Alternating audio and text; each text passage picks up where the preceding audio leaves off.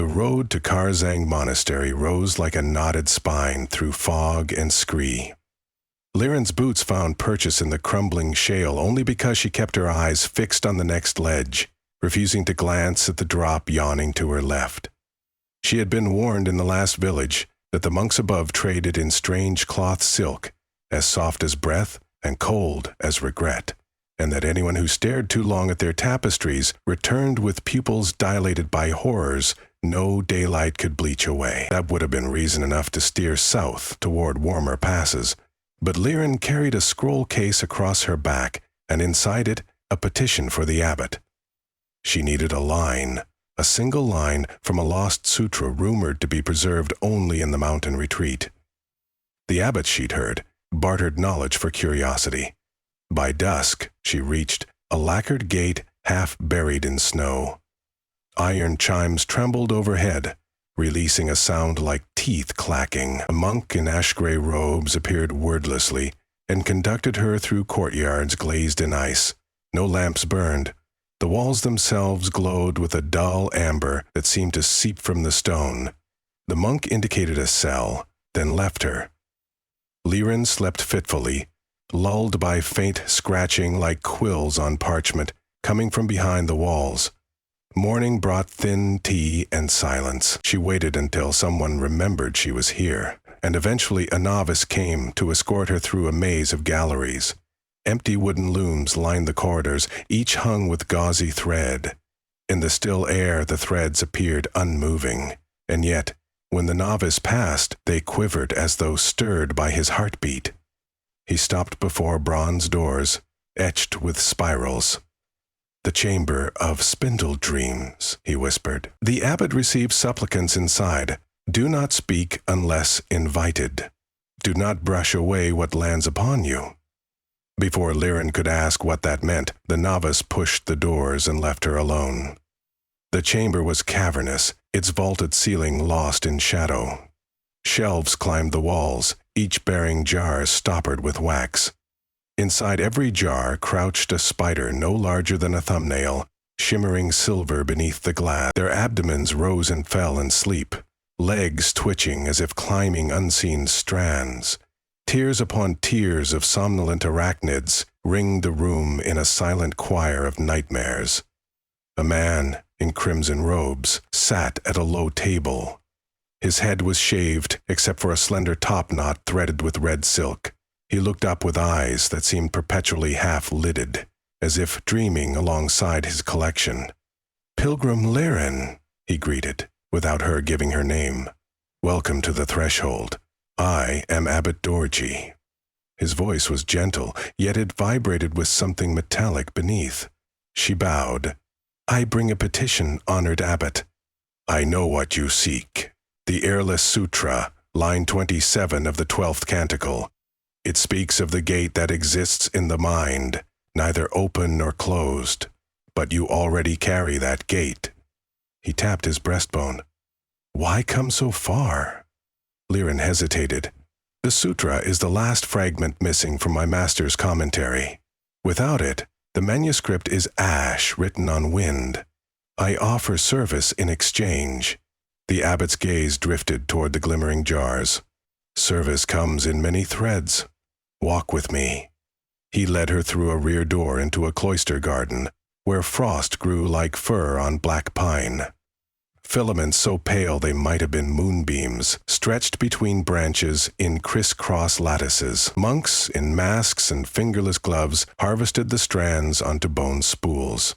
Each time they plucked a filament, the thread bled a faint crimson, as though the air itself were wounded. "These webs are secretions of dream," the abbot said. "Our spiders sleep perpetually.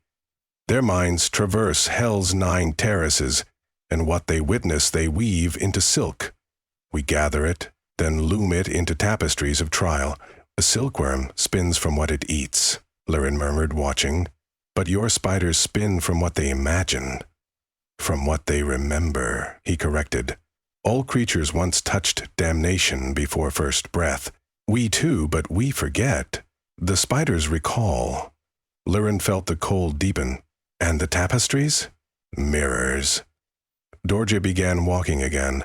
One gazes and is carried into the reflection, into the furnace where impurities burn away. Afterwards, some return tempered, others shatter. She thought of the rumors, traders who wandered back to civilization, muttering of lakes of ink and angels made of rust.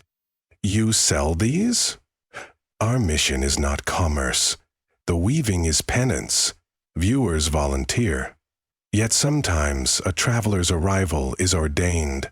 Your timing pleases the mountain. Ice cracked underfoot. Liren studied the abbot's placid profile. Ordained, he had said. What service do you require? Stand witness to a new tapestry. Tonight, he smiled. Your courage will buy your line of scripture. She felt a tug, not on her sleeve, but in her chest, as if someone had looped thread through her ribs. She agreed, because the only other choice was to descend the mountain empty-handed, and she feared that futility more than she feared nightmares. The preparation began at sunset in the Hall of Looms. Candles shaped like inverted tears cast enough light to show 8 monks at a massive harp-shaped loom, warping the dream silk into a single bolt 30 paces long.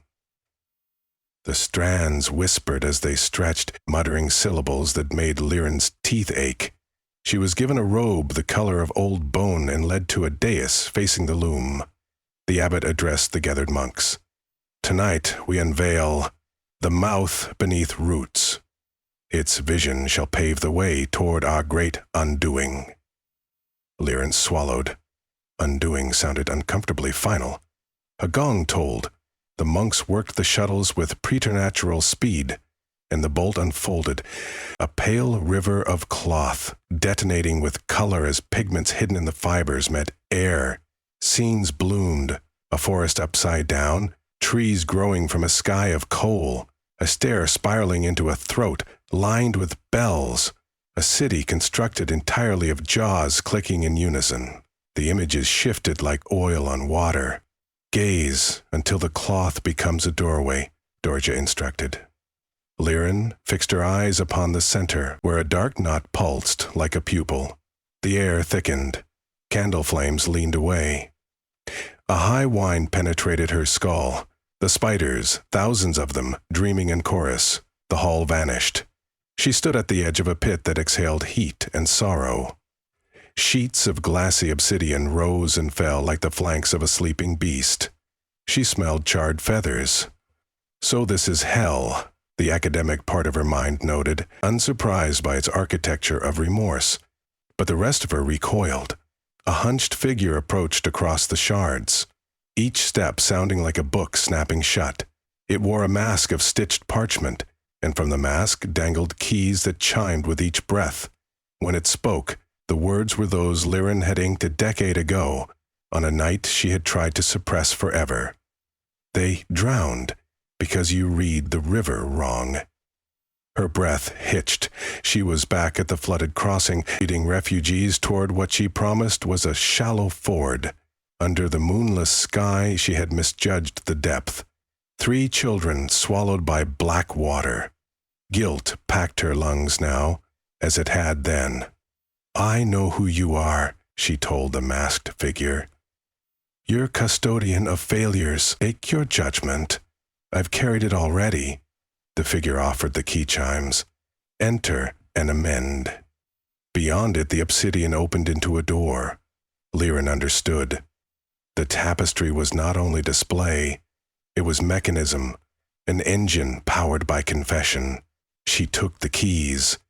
They burned her palm, yet she thrust them into the slick crevice and stepped through, water up to her waist, frigid, pulling.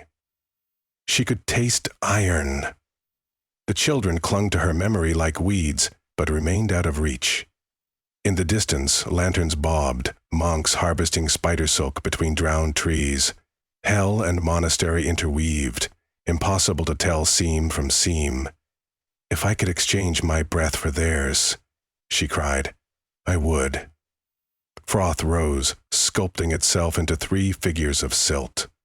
They opened eyes of opal. One spoke with the smallest girl's lisp. "Then call us back. How?" Liren looked at her hands, which now glowed with reddish threads, the same harvested in the garden. She understood the principle. Weave what the spiders mourned, twist sorrow into pattern, create exit. She began knotting the threads, fingers recalling childhood lessons from her mother's loom. Over under, pull tighten. As she worked, the river current slowed, thickening into amber. The drowned shapes grew firmer, color returning to their cheeks. But the weight of water transferred into Liren's bone. Each knot drained strength. When the final thread tucked home, the children stood solid. Yet her muscles felt carved from ice. She slumped. The river released her, and she landed on stone. The monastery refloated around her as fog dissolving backward. The tapestry loomed overhead, now bearing a new scene. 3 children walking a bridge from darkness into dawn. The silk shimmered, locking their salvation into warp and weft. Monks gasped. Some knelt. Abbot Dorji approached, odd-lighting his face. Few navigate their trial with such clarity. The cloth is sated. He bowed. You have paid. The hall's candles rekindled. Liren staggered from the dais. Her robe hissed with residual river water that turned to steam. Though exhausted, she felt a splinter of peace lodge inside her, small, fragile, but real. "Your scripture?" she reminded him. "Of course." Dorji gestured, and a novice presented a lacquer box. Inside lay a single strip of vellum inked with spidery calligraphy, line 27. Yet even as she accepted it, she noticed the abbot's smile did not reach his half-lidded eyes. That night, sleep avoided her. The silk threads she had woven still circled her wrists faintly, disappearing when she tried to pinch them, reappearing in peripheral vision. Somewhere within the stone walls, a bell tolled at irregular intervals, as though measuring a heartbeat faltering. She rose, wrapped herself in a blanket, and stepped into the passage.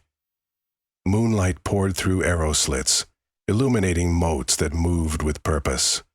Tinny spiders floating on strands too fine to catch. They drifted toward the galleries. Curiosity overcame exhaustion. She followed. The path ended at a locked gate she had not seen earlier, carved with an ideogram that meant both womb and tomb. Her stolen key threads twitched, indicating a compatible lock. She pressed a strand into the iron. The metal sighed open. A staircase dropped steeply into the mountain's core. She descended.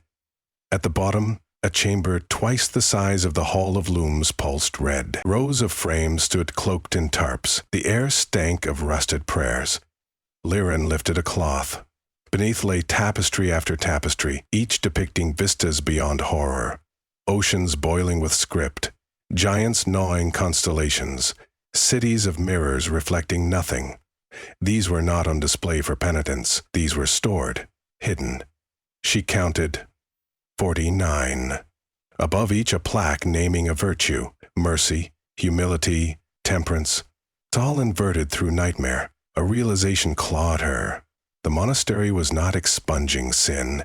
It was collecting sin's visages, stitching them into permanence, and each viewer who conquered a vision fed power into these archives, like tributaries into a lake.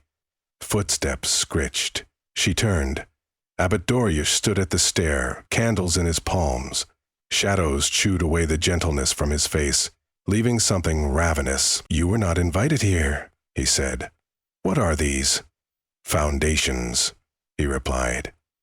"We are building the Grand Loom underworld, a map made of every redeemed terror.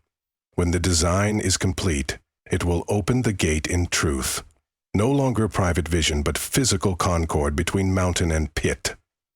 The world will at last see its reflection, unmasked." Liren's mouth dried. "You promised salvation. But you engineer apocalypse," he chuckled. "Apocalypse is merely the unveiling. Humans cling to partial sight. We offer totality. Only then can true choice be made." And the spiders? Our unwilling saints.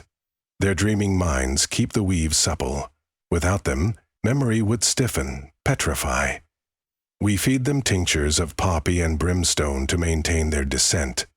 Lyran touched the warmed vellum hidden in her sleeve, the sutra line. It spoke of the gate within the mind, neither open nor closed. She saw new meaning. A gate is portal and prison, depending on its keeper. I see why you hid this chamber, she said. Even your monks do not know. They glimpse fragments, enough to sustain discipline. Dorier advanced. You, however, have glimpsed core pattern. I would invite you to join our order. Your aptitude is proven, but initiative must be voluntary. And if I decline, then you will be woven, as others have been, into the bowls of future cloth. Every tapestry needs anchor threads. Spiders descended from the ceiling, suspended like teardrops. They circled her, exuding languid menace. Lyran's pulse thundered, yet terror clarified thought. The knotting technique she'd improvised in the river might work here, inverted. She raised her wrists, letting the residual hell threads flare. The gate is within me. Dorje paused, intrigued. Indeed. She closed her eyes and pictured the drowned children walking free. She pictured the keys chiming. She pictured a new pattern, not a mirror of fear, but a blade of mercy, angled toward the dreamers. Her wrists moved, fingers weaving invisible fiber. She felt spiders land upon her shoulders, but she kept working, binding them into the design, thread by thread. She drafted a single sigil, the ideogram for release. When the last crossing cinched, a vibration shot through the chamber. A tuning fork struck at the heart of the world. The spiders shuddered. Their abdomens glowed ember red, then split. From each tiny carcass rose motes of silver dust, spiraling upward like reverse snowfall, passing through rock as though stone were breath. Lyran sensed their dreaming sever, the loop of hell unclasped. The jars above ground would now hold only husks. Doria screamed, a sound part human, part ruptured bellows. The tapestries convulsed, images blurring. Without the spider's perpetual dreaming, the silk lost memory. Color drained, leaving ragged curtains of ash. Threads snapped, fluttering down around them like charred snowflakes.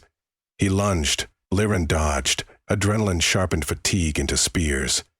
She seized a fallen shuttle, racked his temple. The abbot staggered, crimson robe staining with his own blood. You unravel centuries of devotion, he rasped. Devotion to what? Truth, he coughed. People prefer lies of daylight. We sought to show night. Night exists without cages, she said, and turned toward the stair. Where will you go? Dorje called after her. The vision burns within you. You cannot outrun it. She paused at the threshold. I will carry darkness, yes, but no one else has to. Then she climbed. Dawn bled pale over the eastern peaks as Lyran emerged into the courtyard. Monks milled in confusion, clutching empty jars. Some wept, others laughed like freed prisoners. No one stopped her. The lacquered gate stood open. She began the descent. Halfway down, she looked back. The monastery, once aglow with unnatural amber, appeared drab as weathered bone. From its eaves drifted scraps of colorless silk, spiraling into the ravine like molting skins. In her hand the vellum still rested, unblemished.